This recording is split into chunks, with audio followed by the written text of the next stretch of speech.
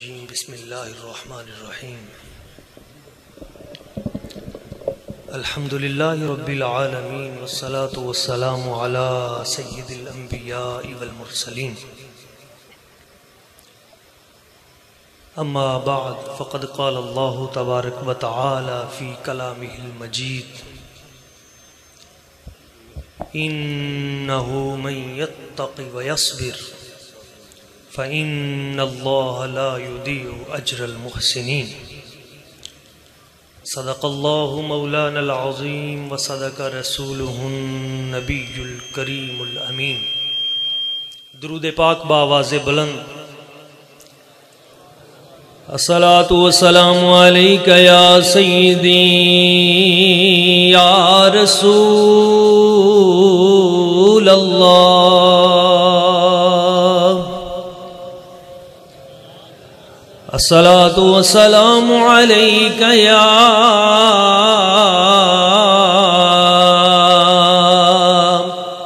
سيدي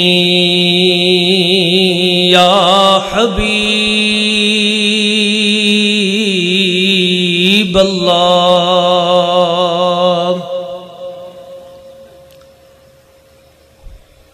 نہایت مکرم و محترم خانوادہ لاسانی کے جمیع چشم و چراغ اور اس آستانہ لاسانیہ کے جمیع محبین متوسلین اور جمیع عاشقان رسول، اللہ کریم کی بارگاہ قدس میں دعا ہے وہ ذات لم یزل ہم سب کی آج کی اس عظیم عرس مبارک میں حاضری کو اپنی بارگاہ اقدس میں قبول و منظور فرمائے، اور حضور قبلہ وارث علوم اولیاء، وارث علوم صوفیاء نقشبند، وارث علوم اصحابی کالنجوم، وارث سوز مولائے روم حضور قبلہ پیر سید جماعت علی شاہ صاحب لاسانی رحمہ اللہ تعالی علی قبرہ وعلی جسدہ، آپ کے عرس مبارک کی اس حسین و جمیل تقریب میں ہماری حاضری کو قبول فرمائے اور ہمیں آپ کے تقوی و طہارت کے نور سے چند کرنیں عطا فرمائے۔ حضور قبلہ سیدی و سندی حضرت قبلہ تنویر لاسانی سید مدثر حسین شاہ صاحب دامت برکاتہم القدسیہ، آپ نے کرم نوازی فرمائی اور اس احقر و ادنا کو حکم دیا، نہ میری یہ بساط نہ علم، تو آپ کی جناب میں اور آپ احباب کی نظر چند باتیں کر کے اپنی گفتگو سمیٹتا ہوں۔ ایک مرتبہ بآواز بلند درود پاک صلی اللہ علیہ یا رسول اللہ وسلم علیہ یا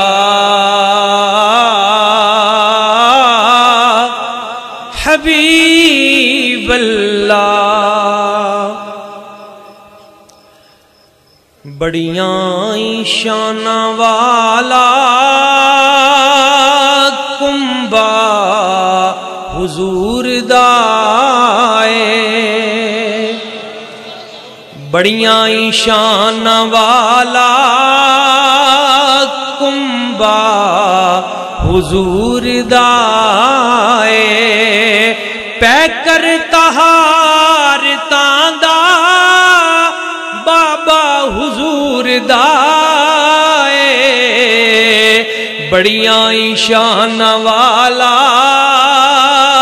کنبا حضور دائے، اور کی شان تینو دساں میں بی بی آمینہ دی کی شان تینو دساں میں بی بی آمینہ دی بھئی جس دے بوہے تو ملدا صدقہ حضور دائے بڑیاں شان والا کنبا حضور دائے۔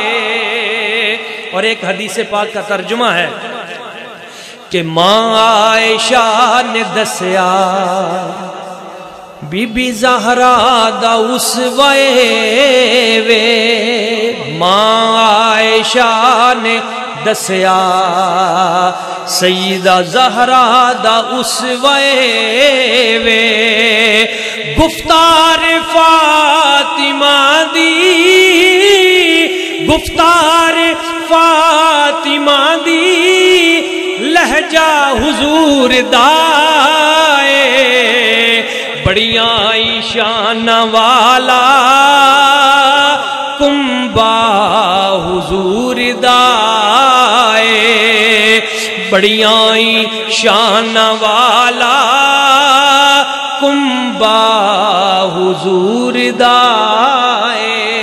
اور آخری شعر، اور یہ بھی ایک حدیث پاک کا ترجمہ ہے کہ شہزادیاں تک کے شہزادیاں تک کے ایسن صحابہ کہندے شہزادیاں تک کے ایسن صحابہ کہندے بھئی دوواں چ پورا پورا دوواں چ پورا پورا نقشہ حضور دائے دوواں چ پورا پورا دوواں چ پورا پورا نقشہ حضور دائے بڑیاں شان والا کنبا حضور دائے بڑیاں شان والا کنبا حضور دائے۔ معزز احباب، حضور شہنشاہ لاسانی آپ کی سیرت طیبہ کا مطالعہ کرتے ہوئے کچھ باتیں جو میرے سامنے آئیں، سورہ یوسف کا میں مطالعہ کر رہا تھا۔ آپ دیکھتے ہیں کہ یہ جو سورہ یوسف ہے یہ قرآن مجید کی 12ویں سورت ہے۔ کس نمبر پر ہے؟ یہ 12ویں نمبر پر ہے، اور یہ 12ویں پارے میں ہی شروع ہوتی ہے۔ اور قرآن کا یہ اعجاز سن کر آپ کا ایمان اور تازہ ہو جائے گا کہ اس سورہ کے رکوع بھی 12 ہیں اور آیتیں بھی ایسے ہی ہیں 112۔ بسم اللہ شریف کو شامل کریں۔ اچھا، لطف کی بات یہ ہے کہ جب حضرت جناب سیدنا یوسف علیہ السلام کو کنویں میں اتارا گیا تھا نا بھائیوں نے، تو اس وقت آپ کی عمر بھی 12 سال ہی تھی۔ اور اگلی بات سن کے آپ اور حیران ہوں گے کہ جب آپ کو باہر نکالا گیا تو پھر بھائیوں نے جس وقت وہ کھوٹے سکوں کے عوض وہ جو دام وصول کیے تو ایک روایت کے مطابق وہ بھی 12 ہی تھے۔ اچھا، جب آپ یہاں سے ہجرت کر کے سفر کر کے مصر چلے گئے تو زلیخا مصر کی وجہ سے حضرت سیدنا یوسف علیہ السلام کو جیل میں جو وقت گزارنا پڑا وہ بھی 12 ہی سال تھے۔ اچھا، اس سورہ مبارکہ کو اگر آپ روحانی طور پہ دیکھیں تو اس میں 12 نیکیوں کا تذکرہ ہے کہ یہ 12 نیکیاں تم نے کرنی ہیں۔ میں نے اپنی کتاب جو قرآنی اخلاقیات ہے اس میں وہ 12 نیکیاں ان کی ڈیٹیل بھی دے دی ہے۔ 12 یہ نیکیاں تم نے کرنی ہے تو جنتی ہو، اور 12 برائیوں سے تم نے بچنا ہے۔ ان 12 برائیوں کی جڑ پتہ کون سی بیماری ہے؟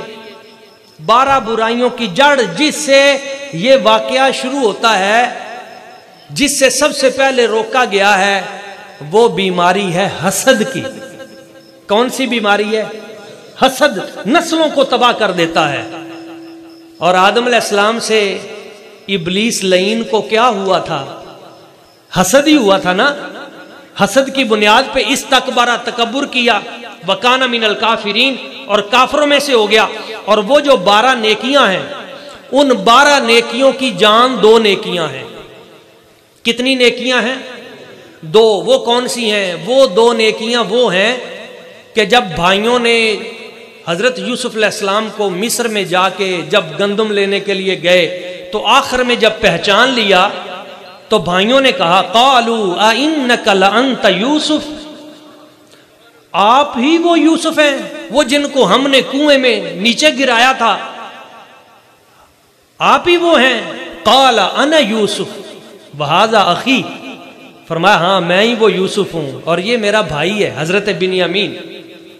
تو وہ کہنے لگے ہم نے تو آپ کو کنویں میں نیچے اتارا تھا، مگر آپ تو تخت مصر پہ بیٹھ گئے، بلند ہو گئے، اونچے ہو گئے، سمجھ نہیں آئی کہ ہم نے نیچے کیا تھا، آپ اوپر کیسے چلے گئے؟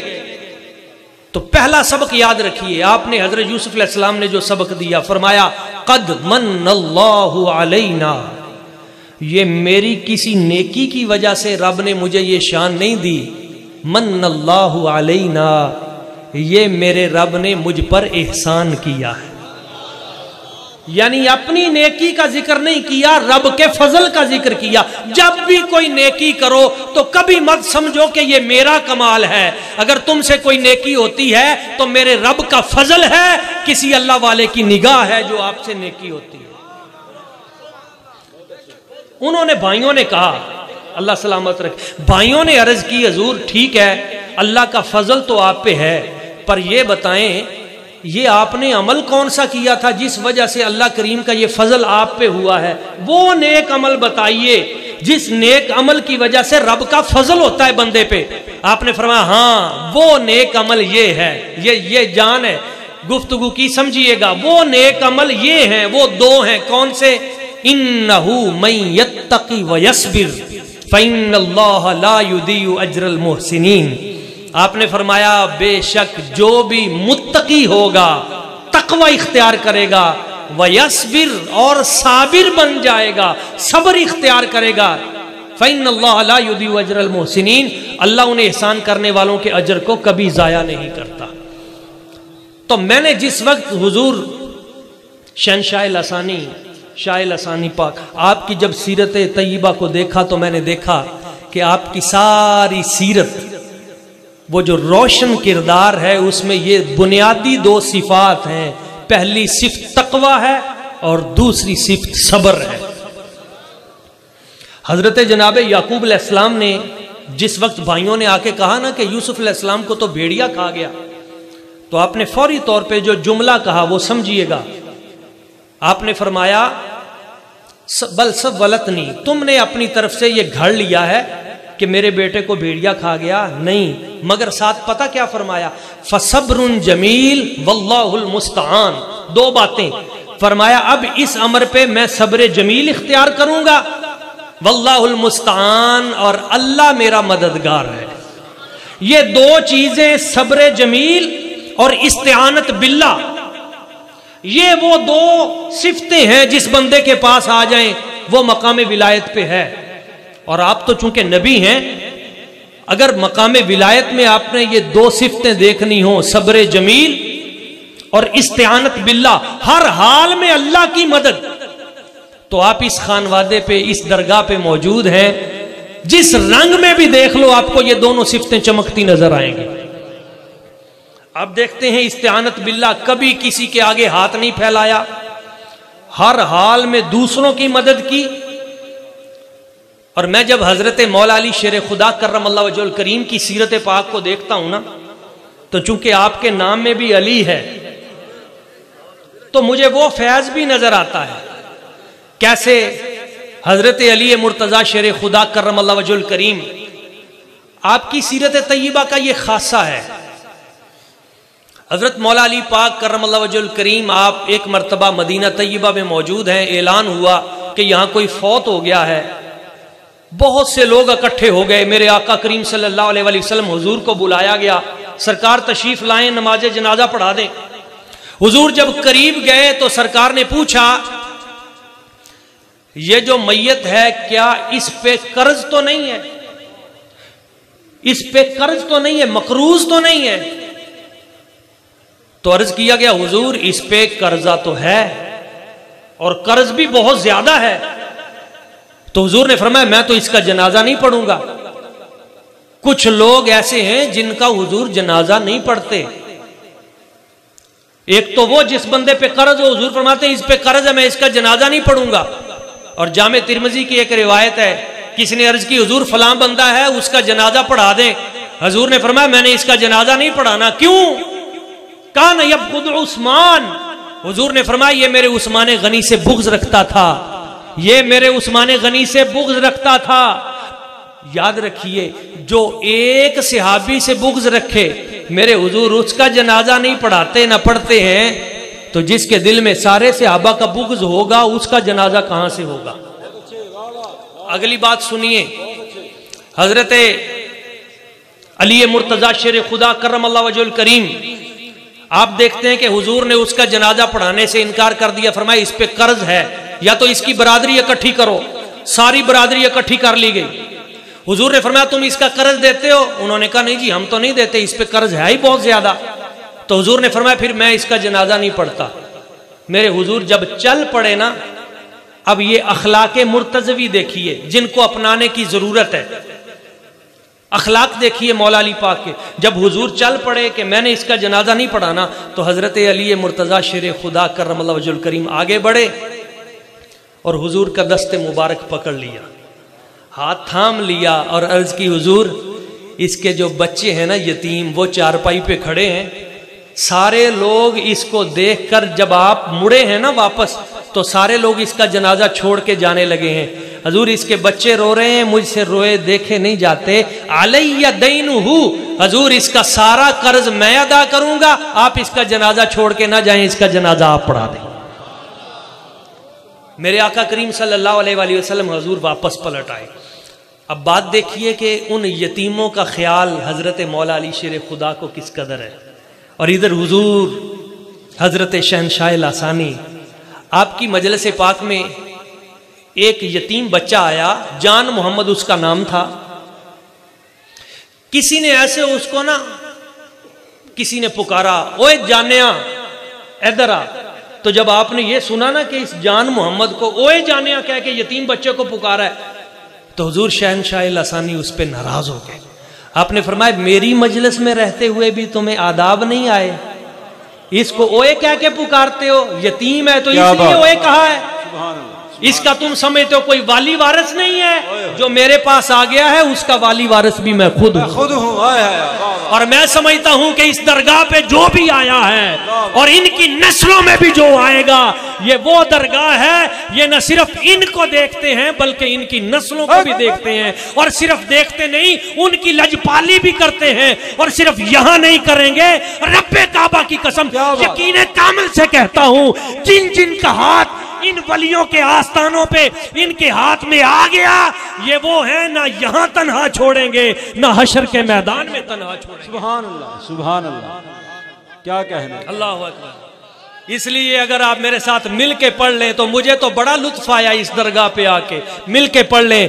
اگر تو نے میرا مقدر نہ بدلا، اگر تو نے میرا مقدر نہ بدلا، بتاؤ یہ کامل نظر کس لیے ہے، اگر تو نے میرا مقدر نہ بدلا، اگر تو نے میرا مقدر نہ بدلا، بتاؤ یہ کامل نظر کس لیے ہے، یہ دیوان یوں ہی اگر لوٹ جائیں یہ دیوان یوں ہی، اگر لوٹ جائیں یہ در کس لیے ہے، یہ گھر کس لیے ہے، یہ دیوان یوں ہی اگر لوٹ جائیں یہ گھر کس لیے ہے، یہ در کس لیے ہے۔ یہ لجپال ہے، یہ کریم ہے۔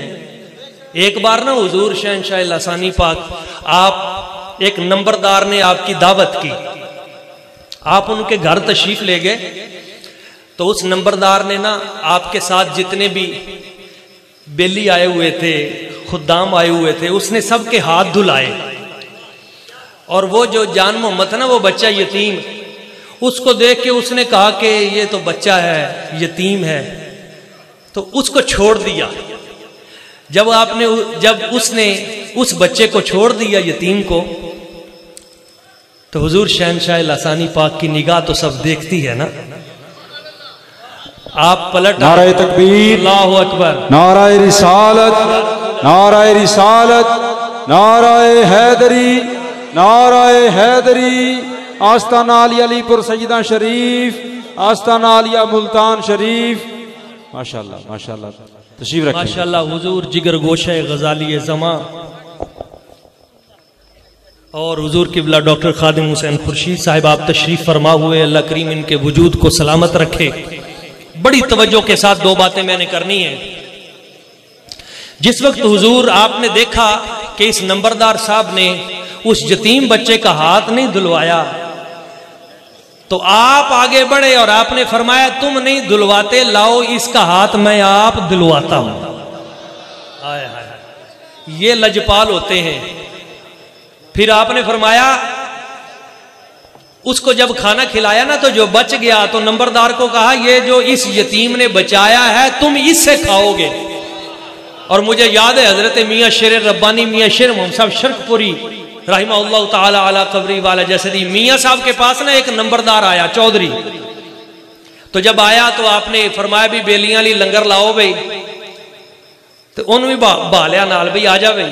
تو اس کا جو وہ ملازم تھا جسے وہ کمی کہتا تھا نا، وہ باہر کھڑا رہا، تو میاں صاحب نے فرمایا بھی اینو ہی نال بلانا، یہ کیوں پیچھے کھڑا ہو گیا؟ انہوں نے کہا نہیں حضور یہ ساڑھا کمی ہے، تو یہ ساڑھے نال بہ کے نہیں کھاندے۔ تو آپ نے فرمایا اچھا یہ تیرا کمی ہے جی۔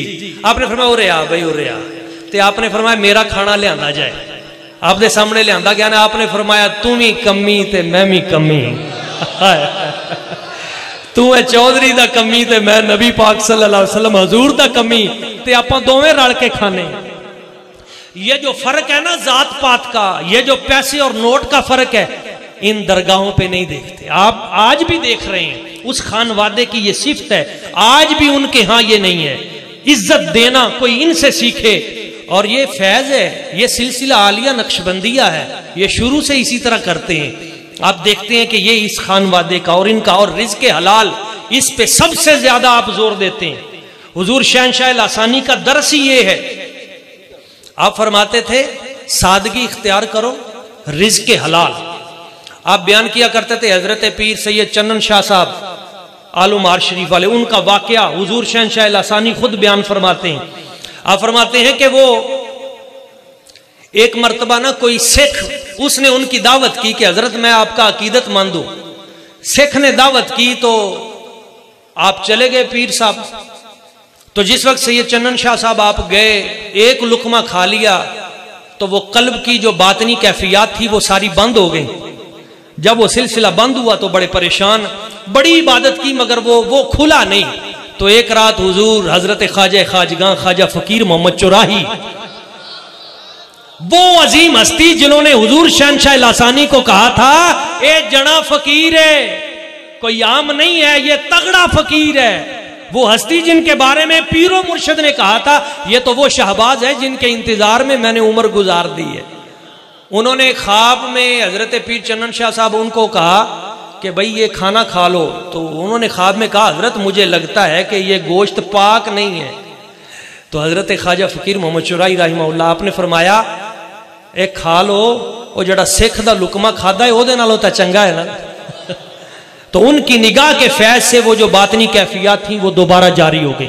رزق حلال حضرت خواجہ باقی باللہ شہنشاہ نقشبند اور اس بر صغیر کی دنیا میں جو سب سے بڑے اولین سلسلہ عالیہ نقشبندیہ کے بانی یہاں پہ حضرت خواجہ باقی باللہ کا ایک جملہ میں کہتا ہوں سینکڑوں کتابیں ایک طرف اور خواجہ باقی باللہ کا جملہ ایک طرف. آپ فرماتے ہیں فعل حرام از نتیجہ لقمہ حرام است. اگر تجھ سے کوئی حرام کا فعل سرزد ہوا ہے تو وہ دراصل لقمہ حرام کا نتیجہ ہے. تو نے کوئی حرام شے کھائی ہوگی تو یہ لقمہ یہ عمل حرام تو نے کیا ہے. اور ایک پیغام جو میں دینا چاہتا ہوں وہ اس درگاہ کا پیغام ہے, اس درگاہ نقشبندیہ کا پیغام ہے. افضل البشر بعد الانبیاء ہوا ابو بکر صدیق. آپ کا عقیدہ یہ ہے, اس خانقاہ کا عقیدہ یہ ہے, یہ مولا علی شیر خدا کرم اللہ وجہ الکریم کی عظمتوں کو بھی مانتے ہیں, یہ صدیق اکبر کی عظمتوں کو بھی سلام پیش کرتے ہیں. اور آج یہی وہ ٹریک ہے اہل سنت کا جس کو ڈی ٹریک کرنے کی کوشش کی جا رہی, اسی پہ رہیں. اور یہی عقیدہ مولا علی شیر خدا کا ہے.